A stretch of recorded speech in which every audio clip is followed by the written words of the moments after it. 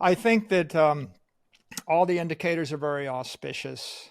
Um, if we look at the situation we're in right now, I think there's never been more clarity or differentiation for Bitcoin as the dominant crypto asset than today.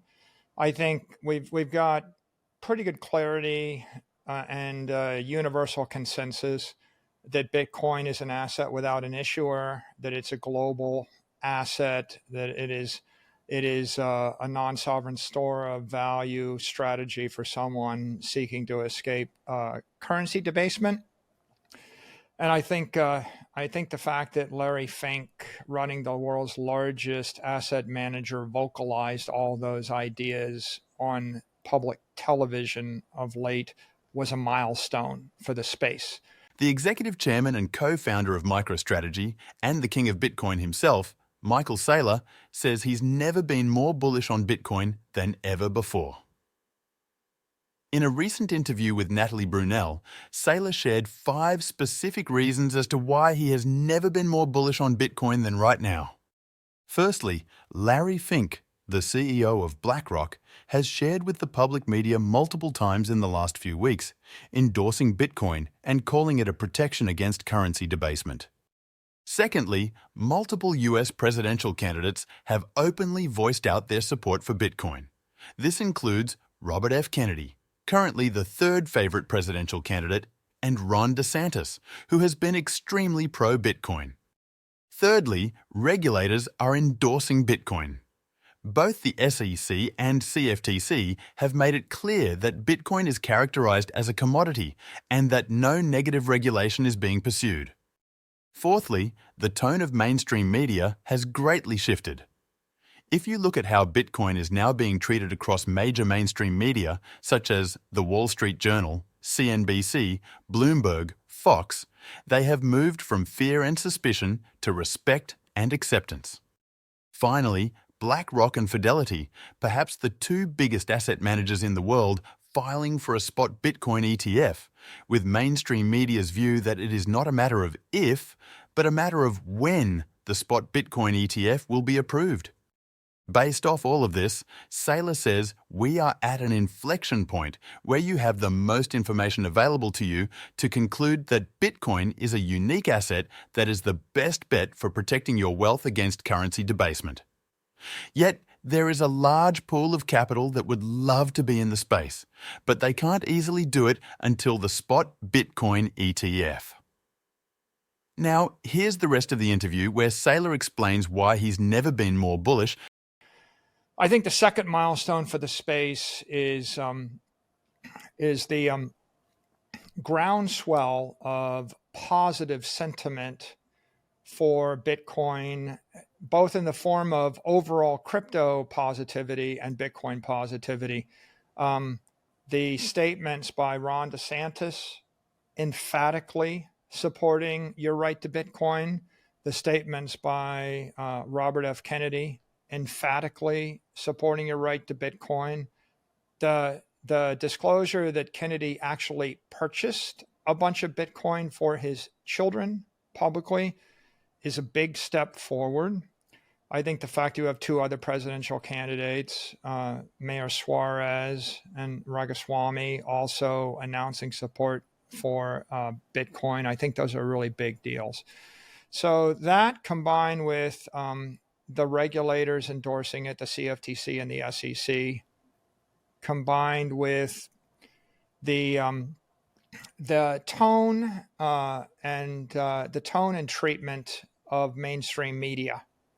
If we look at the treatment of Bitcoin in the mainstream media, both across CNBC, Fox, Bloomberg, the Wall Street Journal, the Times, and the like, I think you could see a market rotation of sentiment over the past 2 years, from one of incredulity and suspicion and fear and concern to respect, either a grudging respect or this, or I guess this thing is more than we thought it was. So that sentiment has changed. I think it's pretty clear that there is support for Bitcoin in both parties, in the Democratic Party, the Republican Party, and at the White House level. And I think there's obviously has been universal support for Bitcoin across the crypto ecosystem. And the regulatory developments of the past 6 months, if anything, they've increased uncertainty around everything else in crypto. The crypto exchanges, the cryptocurrencies that are stable coins, the crypto securities, the crypto tokens, the crypto exchanges and DeFi networks. The uncertainty there is still there, if not greater, but they've increased the certainty around Bitcoin. All of the companies, the large financial companies filing for a spot ETF, companies, all the Bitcoin miners continuing to operate, companies like MicroStrategy and asset managers, all of them moving forward with Bitcoin. I think that's been very auspicious. So I feel like we're at an inflection point. It's a point at which you have the most information to conclude that Bitcoin is a differentiated international asset, store of value, and digital commodity, and unique in the world and useful to the world. You have the most information to conclude that. And yet, the ability of the retail public and the ability of institutions and governments is still largely impaired to act on that.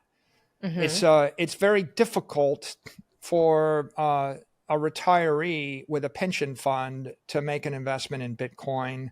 It's very difficult for a large corporation to invest in Bitcoin. It's difficult for a sovereign wealth fund. It's difficult for a government. It's difficult for a hedge fund.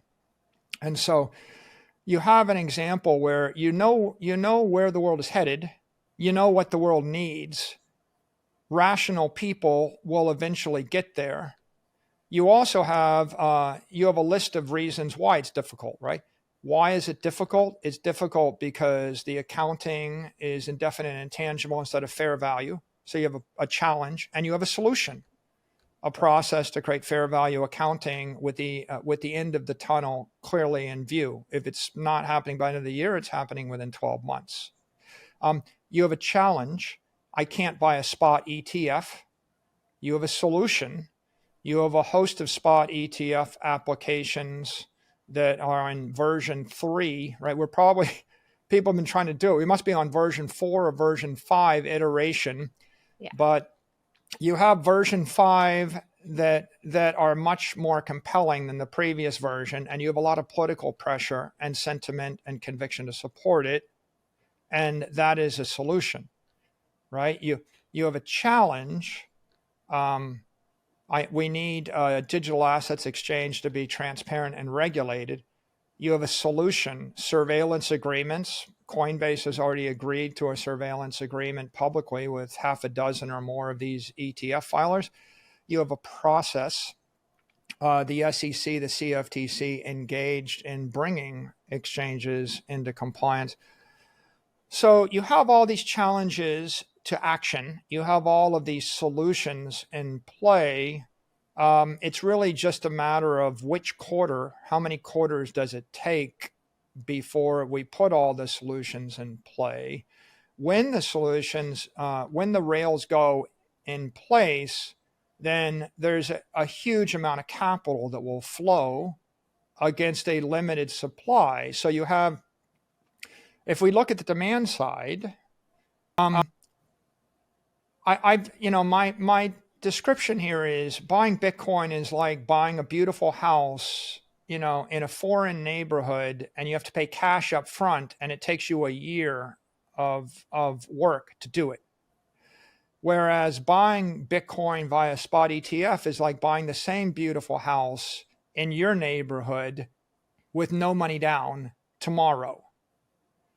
And so there are many, many people that will not buy a house if they have to pay in cash, even ever, right? Like there are many people that will never ever buy a house in cash. One could say the great majority.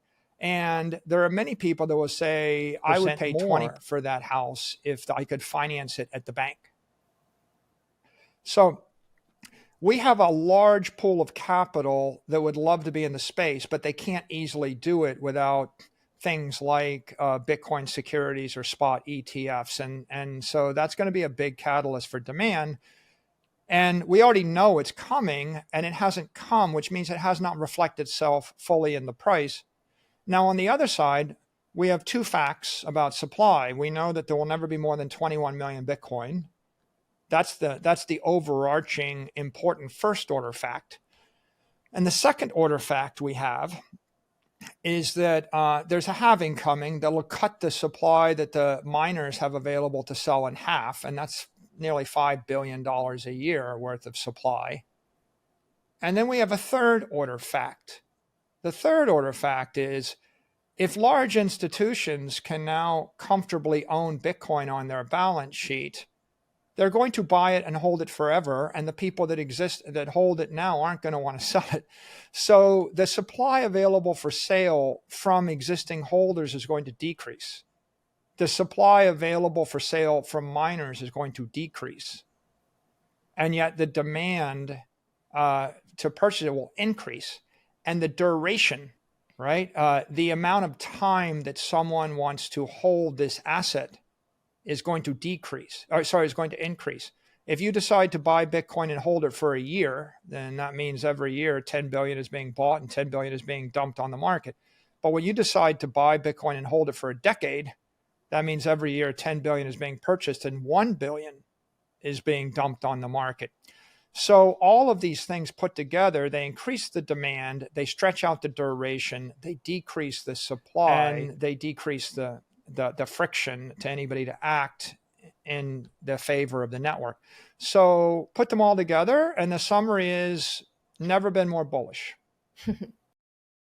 From BlackRock's endorsement to the positive stance of US presidential candidates, regulators, mainstream media, and the excitement surrounding a possible spot Bitcoin ETF. The coming year looks to be a thrilling ride for investors.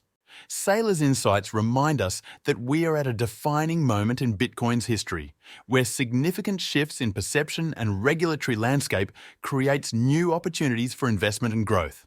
If you want to stay informed about the dynamic crypto landscape, be sure to hit the subscribe button.